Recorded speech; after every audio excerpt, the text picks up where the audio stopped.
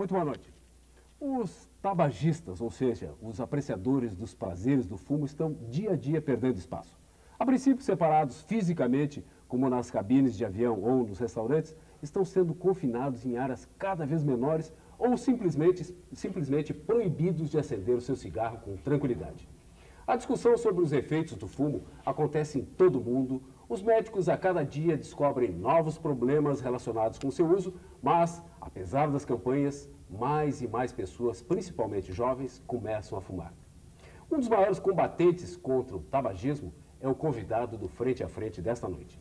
Ele é médico pneumologista formado pela URGS, Universidade Federal do Rio Grande do Sul, com especialização em Nova York, Londres e Estocolmo. Com quase 40 anos de profissão, é membro da Academia Nacional de Medicina desde 1991. Entusiasta pelo esporte, o aumento da expectativa de vida tem sido um dos seus temas nas suas palestras, nas quais defende ideias muito originais. Esta noite, nós vamos estar frente a frente com o Dr. Mário Rigato.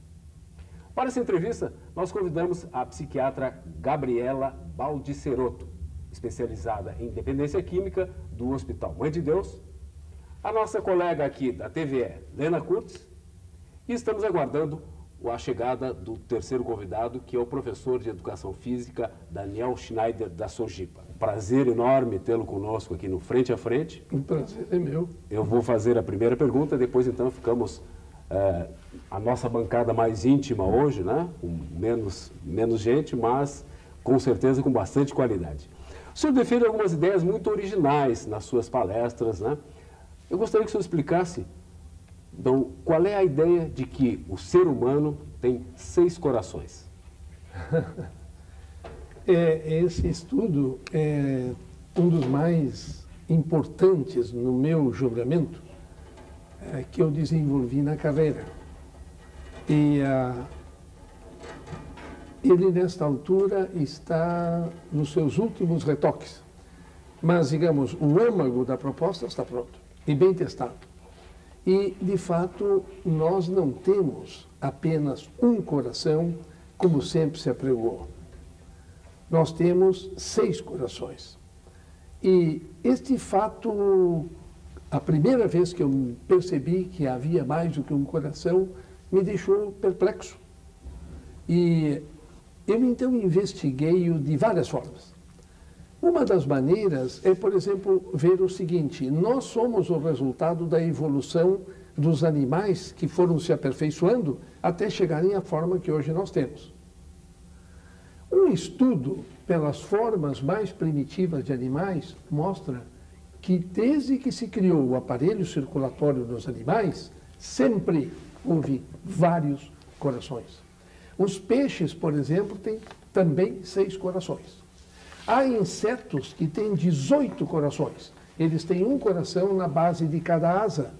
Muito bem colocado, na hora de fazer esforço, mais 2 bombas a irrigarem o que está trabalhando, a asa. Eles têm, os insetos, um coração na base das antenas. Na hora da briga, eles usam a antena para brigar. O coração da antena passa a funcionar. Seria curioso que, de repente, só o homem não tivesse mais corações. Mas nós tínhamos realmente evidências, porque nós descobrimos casualmente, estudando o pulmão, que quando o indivíduo aumenta a ventilação pulmonar, sem que ele se movimente fisicamente, sentado, aumenta a sua circulação sanguínea. E este foi o segundo e muito importante coração, que nós demos a ele o nome de coração diafragmático. Ele é realmente um bombeamento de sangue assegurado por esse grande músculo que sobe e desce dentro do nosso corpo e faz um trabalho de pistão, comprimindo veias abaixo quando abaixa, dilatando acima e vice-versa quando sobe. Eu quero deixar claro que todos estes novos conceitos nós testamos experimentalmente. Isso já está tudo medido e bem documentado. Então, nós temos 2 corações centrais e não um. O clássico, que manda o sangue para a periferia, e o diafragmático, que traz o sangue de volta. E depois nós temos um coração em cada membro, um em cada perna, um em cada braço. Os 2 corações centrais funcionam sempre, dia e noite. são automáticos. Os dos membros só funcionam quando nós fazemos exercício. Eu tenho grandes veias do centro da minha perna cercadas por um colete muscular. Quando eu dou um passo, o músculo contrai e comprime a veia. O sangue é empurrado para o coração. Quando eu dou o movimento seguinte, o músculo relaxa e a veia enche para ser comprimida logo a seguir. Quer dizer, é um bombeamento perfeito no momento que eu exercito a minha perna. O mesmo com o meu braço. Este contexto, ele explica uma porção de dúvidas que nós tínhamos antes sobre aspectos não claros na circulação do sangue no nosso corpo. De maneira que, realmente, esta é, e eu já conferi, a maior inflação biológica do século, de 1 para 6 corações. De que, se nós nos pouparmos, nós vamos viver mais porque eu não me gasto? Não faço nada, então não me gasto. Ela constituiu o maior logro que a humanidade entreteve ao longo dos 250 mil anos em que nós, como Homo sapiens, estamos no planeta. Porque até ontem, na verdade até ontem se acreditou nisso, se imaginava que eu, ao me movimentar, eu me gastava. Então, eu procurava não me movimentar. É fácil de ver, não é? O indivíduo melhora um pouco de vida, logo começa a nomear ajudantes. E coisas deliciosas ele deixa de fazer. Lavar o carro. Que coisa melhor do que lavar o carro? Ele manda lavar. Não, vou me poupar. Cuidar do jardim. Jardinagem é uma beleza, não? Um jardineiro. Caiar uma cerca na propriedade. É outra beleza, né? Desde Tom Sawyer. Não, ele contrata um. Porque isso tudo é preguiça, é ostentação de riqueza. Não é. Há uma boa evidência de que o homem sempre procurou não fazer nada. E a ideia não era propriamente de desídia, de desinteresse, de falta de determinação para o trabalho. Era o desejo de viver muito. Maravilhada lhe ouvindo falar e gostaria de dizer que é um prazer estar nessa mesa conversando com o senhor nessa noite. Pois é. E sobre esse tema coração, mas vindo um pouco assim para a introdução do programa, né? Prospecto tabagismo. Pois é. Essa é uma das formas da gente gastar bem logo as nossas batidas, né? Na sua carreira, na sua luta antitabagista, eu gostaria que o senhor me dissesse, assim, nos dissesse para nós, o que o senhor acha mais importante em termos de saúde pública? O que poderia ser feito nesse sentido? Que medidas o senhor acha que trariam maior impacto para diminuir o tabagismo, né? E economizar mais os nossos corações? Economizar no sentido assim, de poder vivê-lo plenamente, né? Nos seus 4 bilhões e meio de batidas. Eu acho que eu me fiz clara, né? Uma das coisas que o cigarro faz é não manter bem a vida, né? Bem concebido, bem criado, bem vivido. O cigarro certamente não faz parte do bem vivido, né? E dentro de uma perspectiva maior, né, de saúde em geral, o que o senhor acha assim que em termos de Brasil, politicamente, legislativamente, se pode fazer nesse sentido? Eu não tenho a menor dúvida. Eu estou engajado nessa luta há quase 40 anos e eu não tenho a menor dúvida. O mais importante é informar a população e informar bem. Não há uma única comunidade no mundo que, tendo sido adequadamente informada sobre os problemas do tabagismo, não tenha reduzido dramaticamente o seu consumo. Me diga uma coisa, doutor Mário, a informação eu concordo, Sim. Realmente é essencial, né? E o que o senhor acha a respeito assim, de medidas de taxação, aumento de imposto, medidas mais que pesem o lado econômico para as companhias que produzem o cigarro? Eu acho isso importante. Agora, tudo mais que acontecer, leis que venham a ser votadas, taxações que venham a ser estabelecidas, tudo isso vai depender de pessoas que estejam ocupando cargos de poder. E o que nós precisamos é que cheguem a esses postos as pessoas que estão bem informadas. Por isso não é uma luta para mudar o cenário de um dia para o outro. Mas nós estamos vendo com imensa satisfação que cada vez mais os nossos ministros da saúde são ardorosos lutadores contra o fumo. Não eram, hoje são, mas os anteriores não tinham sido informados. Esses que estão lá, alguns até foram meus alunos, e eu fico muito satisfeito. Quer dizer, quando eles aprenderam, não eram ministros, nem sabiam que ser. Mas isso vale para o político, isso vale para o governante. Quer dizer, no momento que a comunidade esteja sendo dirigida por pessoas realmente bem informadas, as outras medidas serão criadas espontaneamente, sem maior pressão. Por outro lado, a informação é decisiva, porque se a gente passar uma lei, por boa que seja, mas a população não está bem informada sobre o problema, sim, vai ela haver não uma obedece. reação. Ela não segue. E existe algum estudo no sentido de estabelecer cálculos do custo social do tratamento de um tabagista em relação ao que rende para o governo uma fábrica de cigarros, por exemplo? Existe sim. Não ainda disponíveis para o Brasil. Nós não temos ainda esse estudo nesse grau. Mas alguns países de primeiro mundo fizeram este cálculo minucioso. E mais ou menos todos chegaram à mesma conclusão. O que o fumo acaba custando para o país, em termos de consultas médicas, de internações hospitalares, de licenças ao trabalho por falta ao trabalho, de mortes prematuras, de incêndios nas florestas e na cidade, em suma, calculando tudo, o fumo, ele custa o dobro do que ele paga de impostos. O último país que calculou minuciosamente isso aí foi a Alemanha, um pouco antes da reunificação. Foi a Alemanha Ocidental.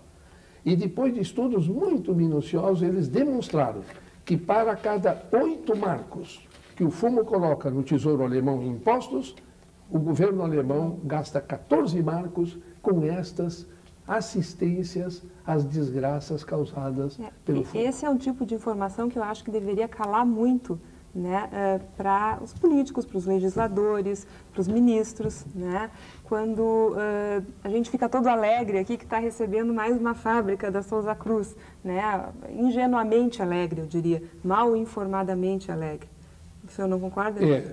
O desespero econômico, ele perturba o ser humano, sabe? É preciso não esquecer que, apesar do fumo ser esse mau negócio que é, ele paga o imposto à vista e ele cobra a desgraça a longo prazo em prestações. E para os nossos desesperados economistas, qualquer negócio à vista é melhor. Veja os juros que estamos pagando. E o lobby também é muito poderoso, né, das indústrias. De maneira que, na verdade, eu acho que este assunto ele terá que ser trabalhado por vários caminhos, e a economia é um deles. Mas um central é a grandeza do ser humano. Nós não podemos deixar isso de lado nunca. Isso é fundamental. Ou nós vamos concluir que negócios desse tipo valem a pena. O senhor fala a grandeza do ser humano de se conscientizar através de informação, é isso? E aos poucos ir mudando esse panorama? Eu quero dizer, por grandeza do ser humano, a percepção que ele tenha dos nossos propósitos na vida. Quer dizer, eu tenho que considerar que essa obra-prima que a criação realizou, gerando organismos como os nossos, não foi feita para ser incinerada e transformada em imposto. Isso é um despropósito, é um desrespeito. Eu lembro esse fato porque alguns me dizem, olha, Rigato, mas quem sabe, então, o fumo é legal, o fumo está autorizado. E, logo, estou de acordo, o fumo é legal, ele está autorizado. Mas não há nenhuma razão para ninguém se dedicar ao fumo como fonte de sustento na vida. Por quê? Porque ninguém pode ganhar a própria vida à custa da vida dos outros. Isso é uma máxima que nós não podemos, de maneira nenhuma, tergiversar com ela. E tem havido muito destas concessões. Então, se alega que o fumo tem muitas famílias que dele dependem, muitos milhares de trabalhadores, tudo bem. Só que eles não podem, com o trabalho deles, destruir a vida dos seus irmãos. E isto aí deve ser um ponto central no debate. Eu não tenho a ilusão de que se vá poder oferecer aos que lidam com o fumo um negócio mais lucrativo. Bom, então me oferece um negócio melhor do que esse, que eu mudo de negócio. Não, não vou lhe oferecer, meu irmão. Só que esse seu negócio é um crime. Crime é o melhor negócio do mundo. Sempre vai ser. Nada dá mais lucro do que o crime. Mas não pode. Nós não podemos aceitar a institucionalização do crime só porque ele é muito lucrativo. Algumas perguntas já de telespectadores estão chegando aqui. Luiz Pereira, de Montenegro. Faz 18 anos que deixei de fumar, ainda há algum resíduo ou sequela se ainda há algum resíduo ou sequela de cigarro no meu organismo? O que o senhor acha, doutor? Existe algum resíduo? Eu tenho a impressão que o tabaco, com a sua nicotina, põe uma marca tão forte do indivíduo que eu já vi gente que eu diria que não tem mais nada do tabaco físico, mas, doutor, o senhor sabe que de vez em quando eu ainda sonho que estou fumando? Isso é muito comum mesmo. Eu até tenho comparado o cigarro com certas mulheres malvadas que passam na vida da gente. A gente se vê livre delas, mas fica sonhando com elas o resto da vida. Homens malvados também, porque não, né? O cigarro faz uma coisa parecida. Então, respondendo ao Luiz Pereira, e eu agradeço a pergunta, a referência básica é o seguinte, Luiz. Se parar de fumar hoje, daqui a 4 horas, o seu sangue, agora intoxicado, se é que você é um fumante, não estará mais intoxicado. Não, ele faz 18 anos que deixou de fumar. Se você parar de fumar agora, daqui uma semana você vai voltar a sentir gosto na comida. É o tempo que leva para recuperar as papilas gustativas. Se parar de fumar agora, daqui a 10 anos, o seu risco de ter infarto do coração será semelhante ao que era antes de começar a fumar. E se parar de fumar agora, daqui a 15 anos, o risco de câncer de pulmão vai ser semelhante ao que era antes de fumar. Então, nós temos aí prazos muito diferentes, dependendo de que estrutura do organismo nós queremos desintoxicar, para usar um termo genérico. Agora, é preciso lembrar, dentro desse contexto todo, que algumas lesões, e não são poucas, são definitivas e mesmo que o indivíduo pare de fumar, a lesão não se recompõe. O exemplo clássico é o enfisema do pulmão. O pulmão não se recompõe. No entanto, é preciso valorizar o seguinte, mesmo que, digamos, eu seja um enfisematoso, eu destruí parte do meu pulmão, ele não vai se refazer. Mas se eu parar de fumar, primeiro, eu não vou continuar a destruir o que me sobra. Segundo, a parte que me sobra, que é boa, está funcionando mal porque está intoxicada. Eu parando de fumar, ela desintoxica e trabalha melhor. E é por isso que qualquer enfisematoso, eu vi já muitos, todos, melhoram muito quando param de fumar. Sim, com certeza. No entanto, eles não recompõem o pulmão. 3 perguntas aqui, tratando do mesmo assunto. Marcelo Silveira de Canoas, Paula, que não quis deixar o sobrenome em função da pergunta que eu vou lhe passar agora, e Walter Seabra, de Porto Alegre. Primeiro, por que as pessoas fumam se o professor já fumou? Segundo a Paula, conseguiu parar de usar drogas, no caso cocaína, mas o cigarro não. Por quê? E qual o processo mais moderno para deixar de fumar? É a pergunta do Walter Seabra. Todas têm a ver. Nós estamos logo chegando nas perguntas mais difíceis. O senhor já fumou? Eu fumei. Eu fumei quando eu tinha 17 anos. Na época não se dizia que fumar era mal. E fazia parte da indumentária do mocinho fumar. Quer dizer, o sujeito moço que não fumasse tinha que dar uma explicação. Vocês recordarão que em Hollywood isso foi levado tão a sério que o galã era obrigado a fumar pelo menos um cigarro por filme. E houve alguns galãs que protestaram muito. O Cary Grant detestava fumo. Ele tinha que fumar um cigarro ou dar uma explicação. Que tipo de macho é esse que não é fumegante? Então, eu fumei aos 17 anos. E parei sem glória nenhuma. Eu fiquei com uma gripe muito forte naquele ano e foi feita uma bibliografia do meu pulmão, a radiografia pequena. Havia um ponto lá que pode ser tuberculose, pode não ser. Na época era a Segunda Guerra Mundial, não havia filme grande. Na dúvida, eu digo, bom, eu vou parar de fumar. De maneira, não era tuberculose. Eu devo tudo isso ao bacilo de Koch, que me ajudou a parar. Mas foi bom, porque depois, eu percebendo que o cigarro era e querendo lutar contra ele, eu posso dizer que eu sei que é bom fumar. Por que as pessoas fumam, professor? Essa é uma outra pergunta. Por que as pessoas param de cheirar cocaína e não param de fumar? Por que fumam? Porque fumar é bom. Se nós fizéssemos uma análise, nós íamos ver que todo o funcionamento do nosso organismo foi planejado pela criação para atuar em busca do prazer.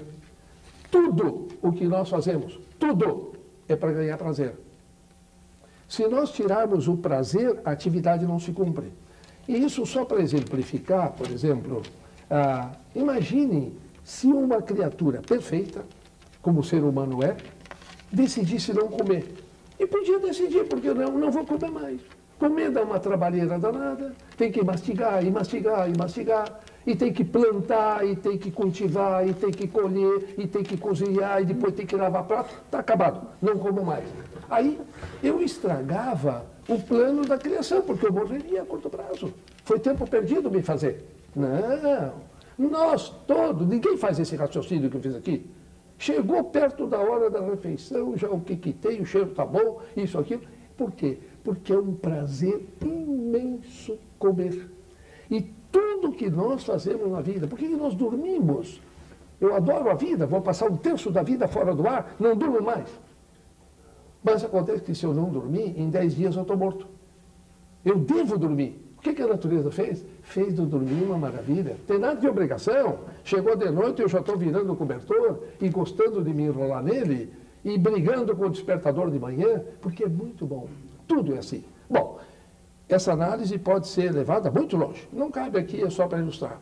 O que acontece com as drogas, do qual o fumo, o tabaco é a mais importante. Muito mais do que cocaína, do que todas as outras referidas na literatura.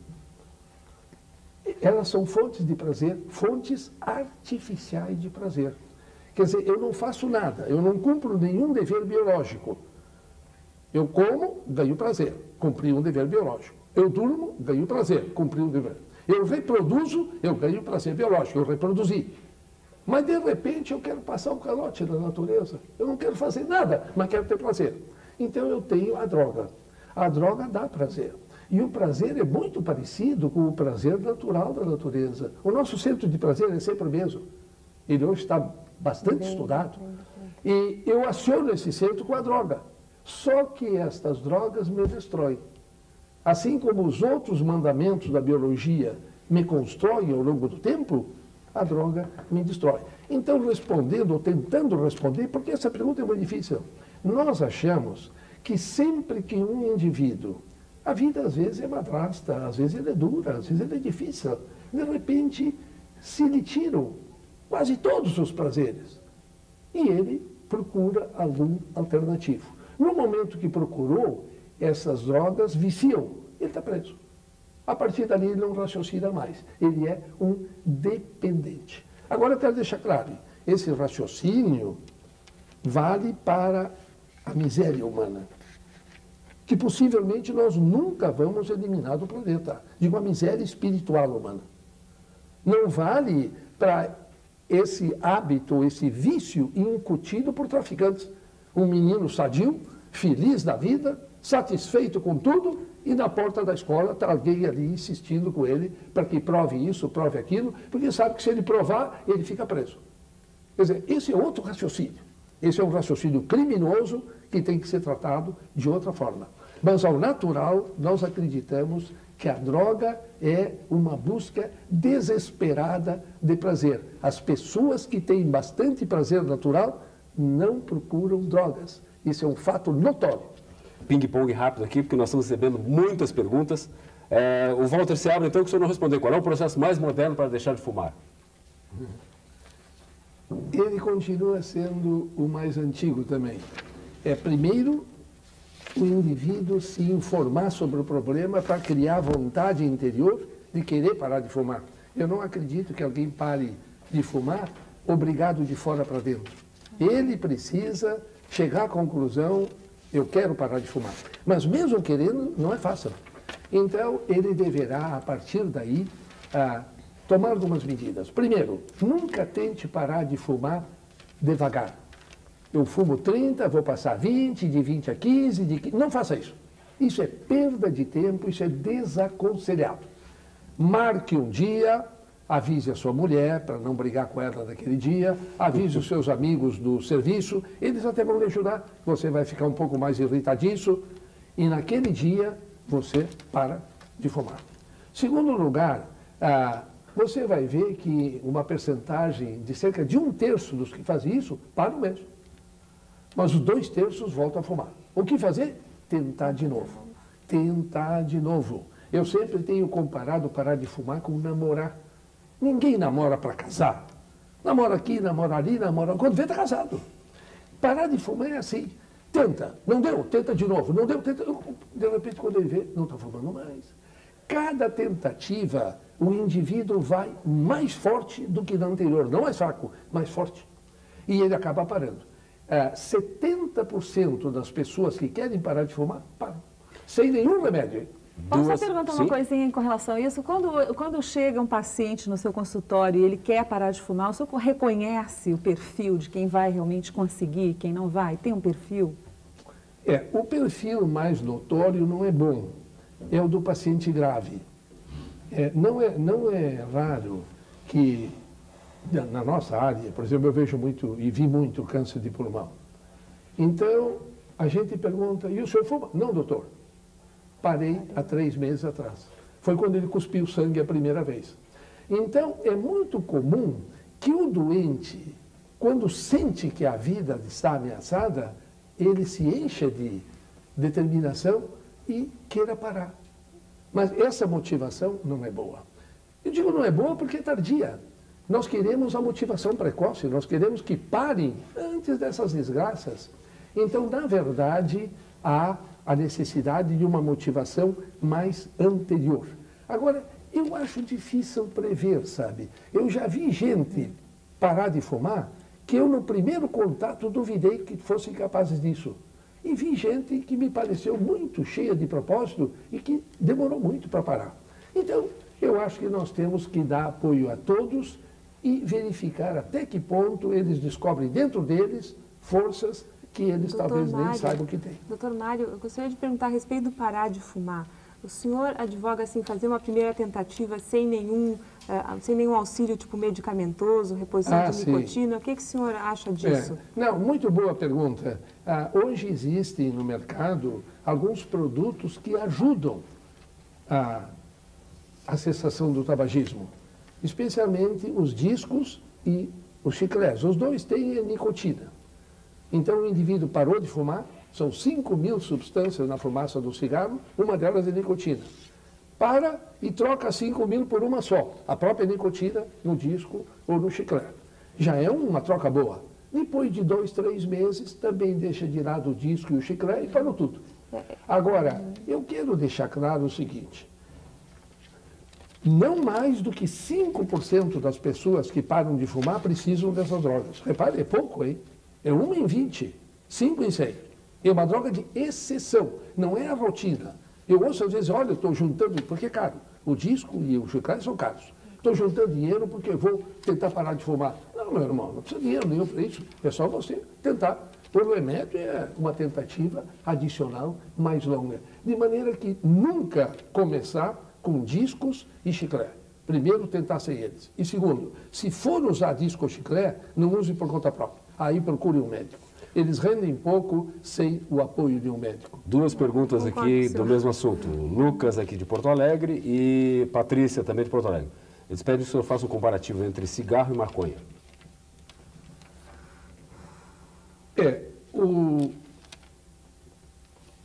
O cigarro de tabaco e o cigarro de maconha, eles têm em comum o fato de que os dois geram fumaça.